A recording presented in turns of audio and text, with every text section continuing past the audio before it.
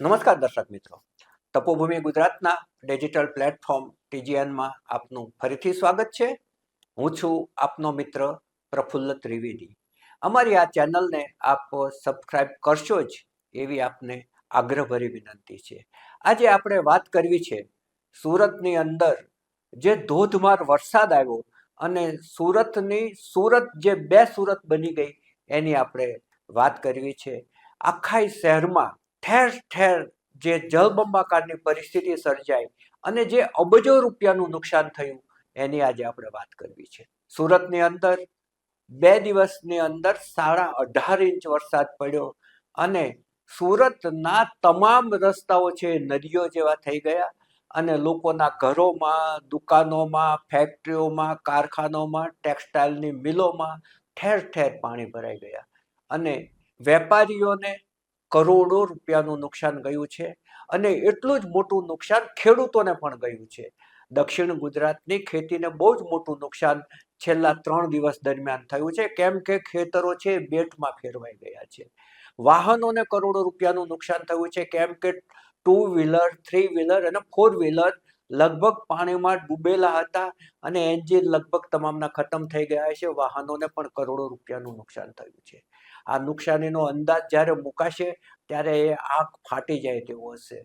એમાંય તે પોદાર આર્કેડ નામની જે માર્કેટ છે એમાં બેઝમેન્ટની બધી દુકાનો પાણીમાં ડૂબી ગયેલી હતી અને ગ્રાઉન્ડ ફ્લોરની જે દુકાનો છે એ અડધી પાણીમાં હતી.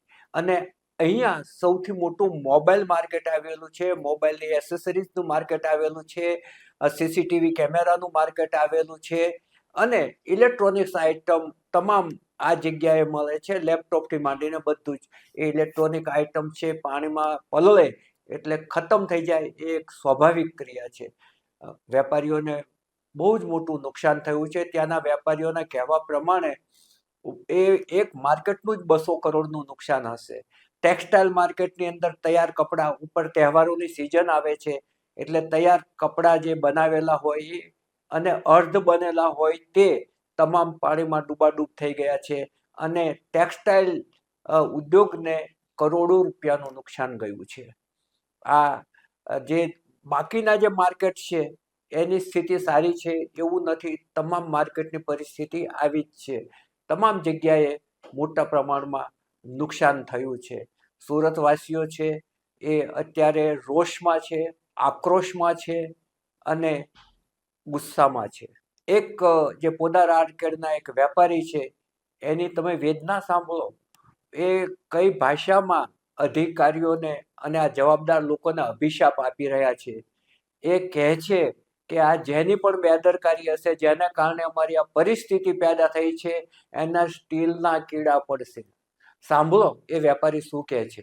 રિયાલિટી એવી છે, ચોમાસું હોય, વરસાદ આવે, પરંતુ આજે આફત આવી છે સુરત મ્યુનિસિપલ કોર્પોરેશન અને એમના ભ્રષ્ટ અધિકારીઓના અને સિટકો કંપનીનું જે વિકાસના નામે વિનાશનું જે નિર્માણ થઈ રહ્યું છે એમને હિસાબે સુરત શહેરના હજારોની સંખ્યામાં નાના મોટા વેપારીઓને કરોડો નહીં પણ અરબો રૂપિયાનું નુકસાન થયું છે.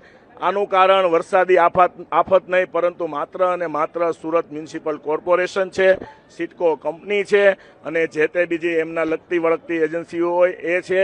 અને મારી સુરત શહેરના તમામ નાના મોટા જે વેપારી મિત્રો છે એમને અને એમના પરિવારજનોને 2 હાથ જોડીને નમ્ર અરજ છે કે તમે લોકો તમારા પરિવાર સાથે દેવોના દેવ મહાદેવને પ્રાર્થના કરો કે આ ભ્રષ્ટ અધિકારીઓ અને એમના પરિવારને સ્ટીલના કીડા પડે અને ઝડપથી એ લોકો મૃત્યુ પામે, એટલે જેથી કરીને આવનારા સમયમાં બીજા અસંખ્ય લોકો હેરાન ના થાય. આ જે માર્કેટ છે એમાં અગાઉ જ્યારે અતિવૃષ્ટિ થઈ હતી ત્યારે ત્યાંના વેપારીઓના કહેવા પ્રમાણે એક ટીપુય પાણી નહોતું આવ્યું. તો એનો અર્થ એ થયો છે કે અત્યારે કોઈ એવી બેદરકારી સેવવામાં આવી છે કે જેને કારણે આ પાણી આવ્યું હશે.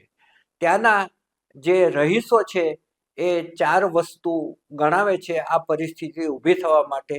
એક છે ત્યાંની એસએમસી સુરત મ્યુનિસિપલ કોર્પોરેશન, એનું આડેધડ ખોદકામ, સૌથી પહેલી જવાબદારી આ. બીજું છે મેટ્રોની કામગીરી ચાલી રહી છે, એ આ પોદાર માર્કેટવાળા મેટ્રોને પણ જવાબદાર ગણે છે.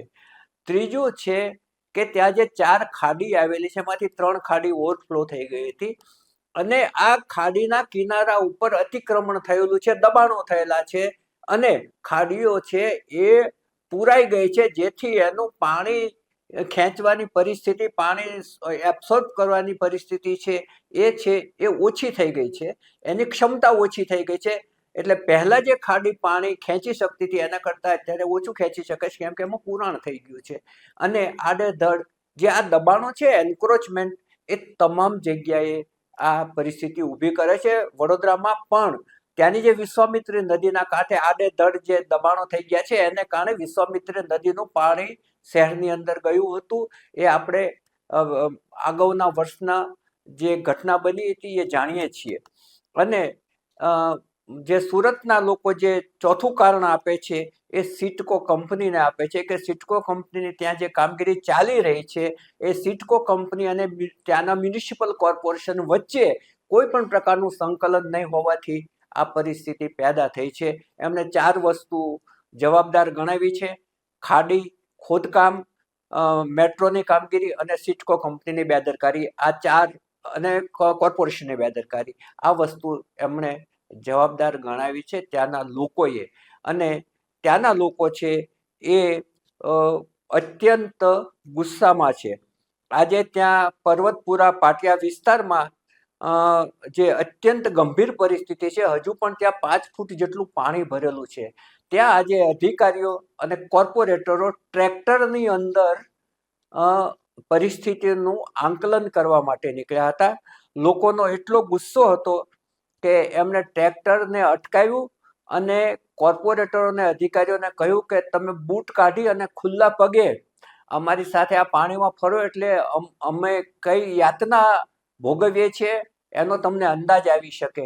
અને 40 વર્ષથી તમારું શાસન છે, હવે તમે આ અનુભવ કરો એટલે તમને ખબર પડે.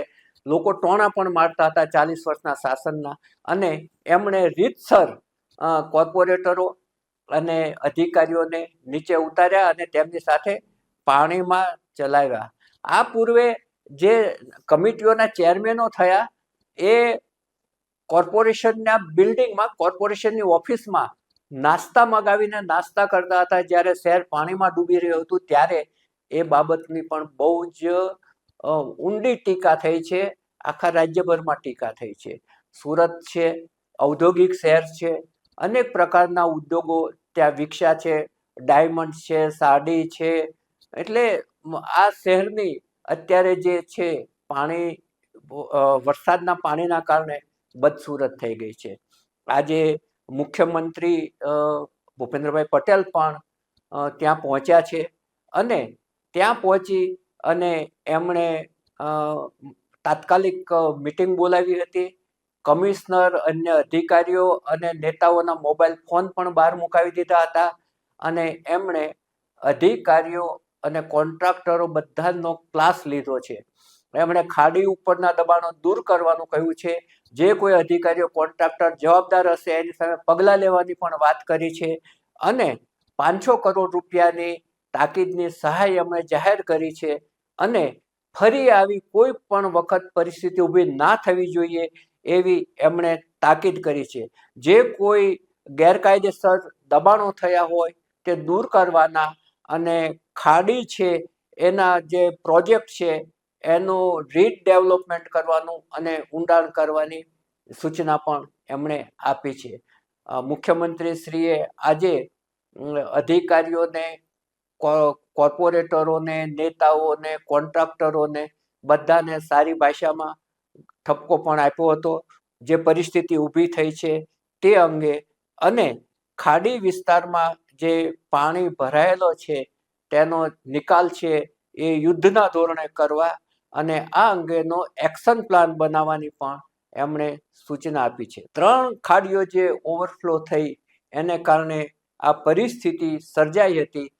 કેન્દ્રીય મંત્રી CR પાટીલ પણ આજે નવાગામ અને ડિંડોલી અને લિંબાયત વિસ્તારની એમણે મુલાકાત લીધી અને ત્યાંના લોકો સાથે ચર્ચા કરી, ત્યાંની પરિસ્થિતિનો ક્યાસ કાઢ્યો હતો. એ જ રીતે આરોગ્ય મંત્રી પ્રફુલ્લ પાનસેરિયાએ પણ ગઈકાલે રાતના કામરેજ પહોંચી અને અધિકારીઓ સાથે મિટિંગ કરી હતી. હવે પરિસ્થિતિ છે ધીમે ધીમે થાળે પડતી જાય છે, પરંતુ વેપારીઓ અને ઉદ્યોગપતિઓ, ટેક્સટાઇલના માલિકો, એ લોકોને અબજો રૂપિયાનું નુકસાન થયું છે, ખેડૂતોને નુકસાન થયું છે, વાહનોને નુકસાન થયું છે. એ હવે જ્યારે એકદમ પરિસ્થિતિ શાંત થશે, પાણી ઓસરી જશે, પછી જ આ બધી બાબતનો અંદાજ આવી શકશે. અત્યારે બસ આટલું જ. નવા વિષય સાથે ફરી મળીશું. અમારી આ રજૂઆત આપને ગમી હોય તો ચોક્કસપણે એને શેર કરશો અને એને પર કોમેન્ટ પણ કરશો. આ જે મુખ્યમંત્રીએ 500 કરોડની અહીંયા જાહેરાત કરી છે, આવી જ પરિસ્થિતિ વિશ્વામિત્રીમાં જ્યારે પાણી વડોદરાની અંદર ફરી વળ્યું અને ત્યાંના લોકો પરેશાન થયા, ત્યારે એમણે ત્યાં 1200 કરોડની સહાયની જાહેર કરી હતી. એટલે આપણે જે જળ સ્ત્રોતો ઉપર દબાણો થઈ રહ્યા છે ગેરકાયદે, એને અટકાવી શકતા નથી, અને એને કારણે આ પરિસ્થિતિ ઊભી થાય છે. એ આપણે આ બંને કિસ્સામાં જોયું. અત્યારે બસ આટલું જ. નમસ્કાર.